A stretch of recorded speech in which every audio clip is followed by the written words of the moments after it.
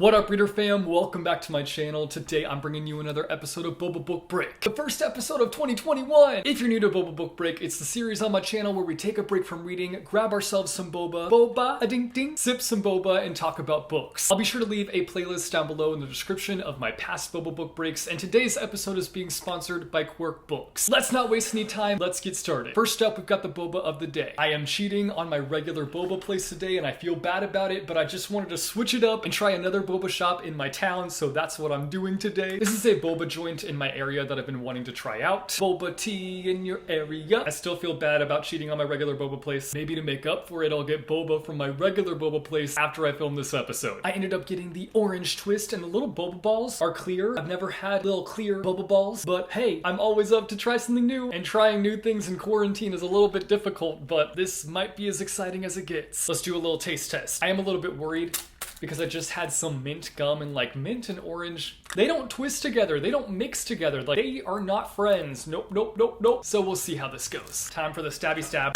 Woo! That made a big old pop. Okay, here we go.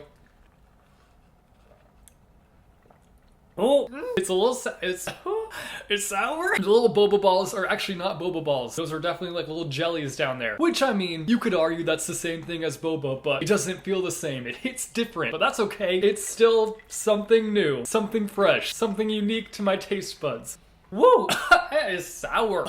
Next up, we've got my Boba Enamel Pin of the day. Today's pin is a My Neighbor Totoro themed pin. Another one of my all-time favorite Studio Ghibli films, which honestly, I don't think I've watched a Studio Ghibli film that I didn't like. I love them all. They all hit me in the feels. They do it for me. So when I saw this little Totoro Boba pin, I had to have it. Just had to have it. I mean, come on. It combines two of my favorite things. Next up, we've got recent book pickup. I got sent a mystery box, even though it's not a mystery. I'm pretty sure I know what's inside, but that's all right. That's okay. Here we go anyway. It appears to be the PR box that I thought it was for This Is Not the Jess Show, which actually happens to be the Booksplosion Book of the Month for the month of February. Also, PSA, I hate the word February. I needed to get that off my chest. I hate the way it sounds. I hate the way it's spelled. It's spelled like it's supposed to be said February, but it's February. Excuse me? Excuse me. Anyway, also, dang it, missed opportunity. It's February. I should have made this episode love themed. But to be fair, I'm single and don't want to think about love in this Panasonic, this panorama, this pandemic. I'm so excited for this book though, because it's going to be a huge throwback. Throw it back now. Now this book does look like a fun contemporary story, and yes, I'm sure it will be at certain points, but it's actually a mystery thriller of sorts. In the story, we follow Jess Flynn, who is just struggling through the motions of life. She's got a crush on her childhood bestie. Give me that friends to lovers. Her overprotective parents are destroying her social life. I mean, hey, at least they're present. Other YA books can't relate. And her sister's health is worsening. There's this weird mysterious flu that's spreading throughout the town. No, it's not COVID.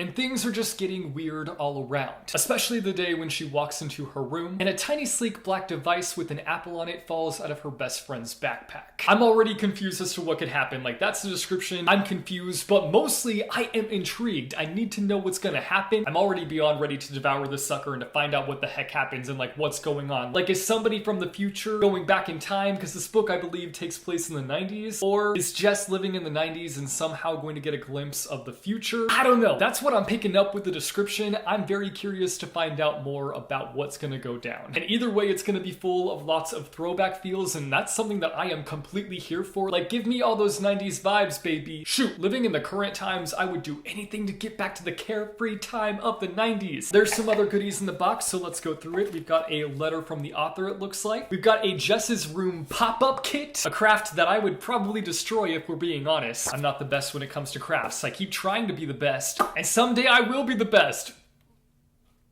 No, I won't. I don't know why I just said that, because that's never gonna happen, but I'm gonna be better someday. There we go. That's what we're getting at. Better. We'll aim for better. We've got a Stuck in the 90s sticker, which is screaming Saved by the Bell to me. We've got some blow pops. The amount of cavities I had as a kid probably due to these. We got some warheads, and my saliva is already going at war just looking at these because I don't do sour. I mean, I can do sour, but like, y'all saw my reaction to this orange twist. Like, come on now. I just see these and I literally get the tinglies. And an airhead. I haven't had an airhead in so long. That was a fun little package. It definitely made me feel nostalgic for the 90s. Get me back to the 90s, please. That would be, how would I put it if I was in the 90s? Totally neato.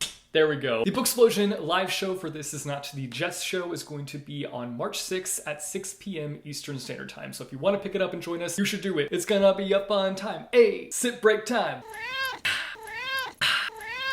Next up, we've got the bookish topic of the day. Today's topic, we are going to be talking about some side characters that I like more than the main characters. This is something that was submitted on my Instagram Live. I've been doing a lot of Instagram Lives lately and had you guys brainstorm some discussion topics with me. And I thought that this would be a fun discussion because there have been several times where I end up loving the side character more than the main character. Like, I can't stand the main character, but that side character came through and just...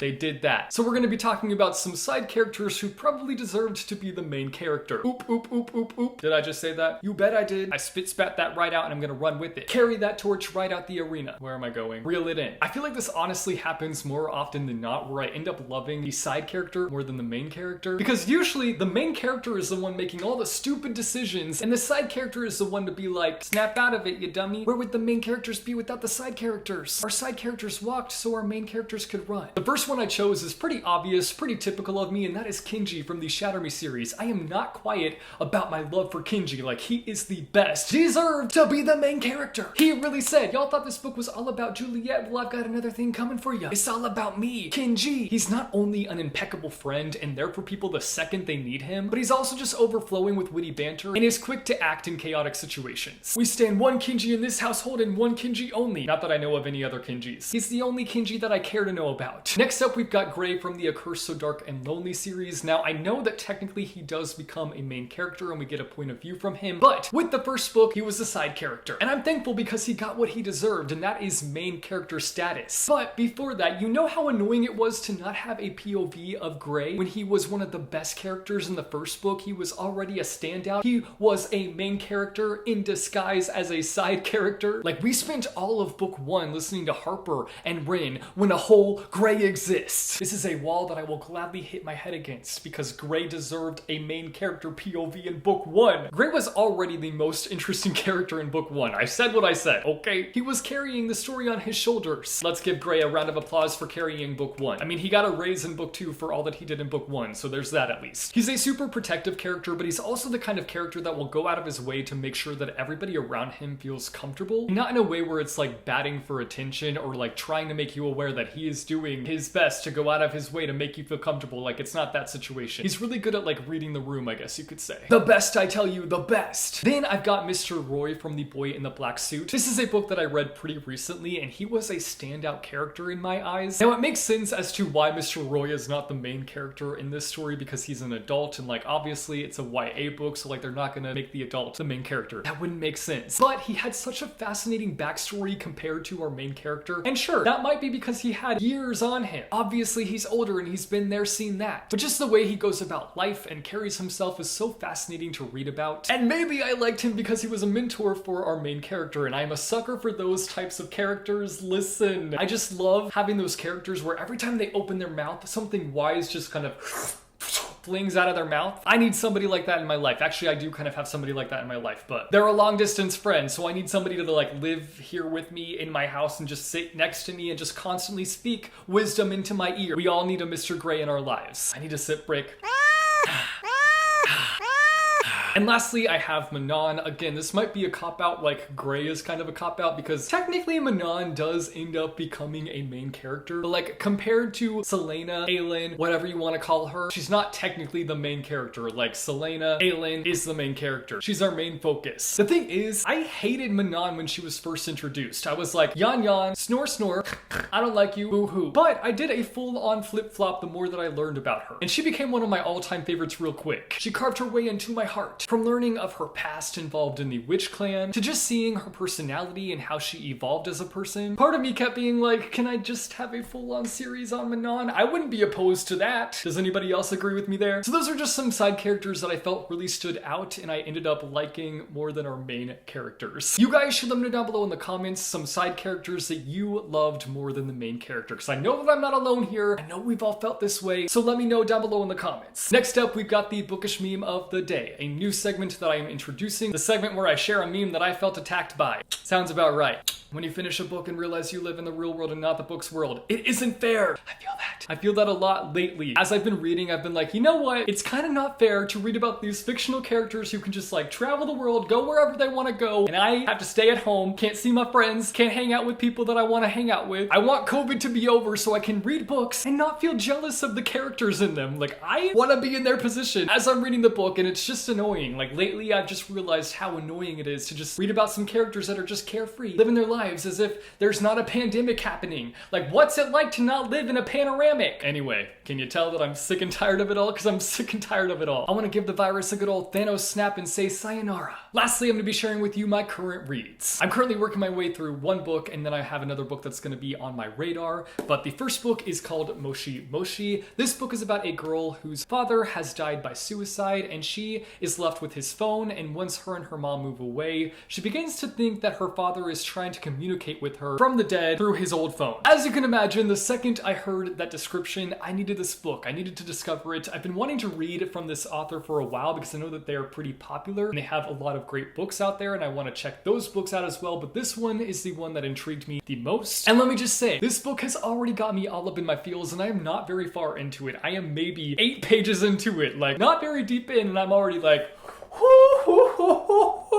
we're not gonna cry. We're not gonna cry. We are not gonna cry. And I've been marking several lines because they've been hitting hard. Also, funny story, I was gonna do that thing where I listen to the audiobook while I read the book. That way I'm just like fully immersed into it. So I bought the audiobook without really looking at it. Like, I bought the audiobook and I was like, okay, downloading it, let's do this thing. I plugged in my AirPods, sat down to read it, and I realized that the audiobook was in Spanish, and your boy does not know how to speak Spanish, unfortunately. Like, I wish I did, but I was like, oh shoot, I've made a mistake. So after I read Moshi Moshi, I'm gonna be picking up Astral Season, Beastly Season. This is another one that just full on intrigued me because of the description. I found out about this one after following a book translator on Twitter. He had posted a picture of this book, and I just wanted to look into what it was about, and when I did that, I was shook. And let me tell you, I hit that insta-buy real fast. There was no hesitation in my keyboard clicks as I added it to my cart and depleted my bank account. But this is a thriller-esque story about these boys in Japan, and their favorite Japanese pop star has killed her boyfriend. So what do? They go to the police and try to convince them that their idol didn't do it and that they were the ones that in fact did it. Huh? Say what? What did they do now? Yeah, they did whatever that is. The way I needed this book right now though, like, that just sounds messy, and I'm here for messy. Like, give me messy,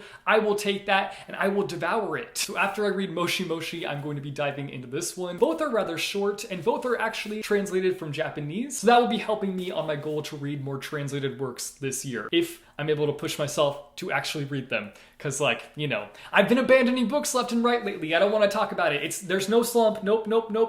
Reading slumpity, stay away. Alright guys, that's it for today's episode of Boba Book Break. I hope that you enjoyed it. If there are any segments that you guys want to see me add in the future, be sure to drop them down below in the comments. Also, let me know down below in the comments the books that you're currently reading, because I always love hearing updates on your reading life. One last sip before the episode ends.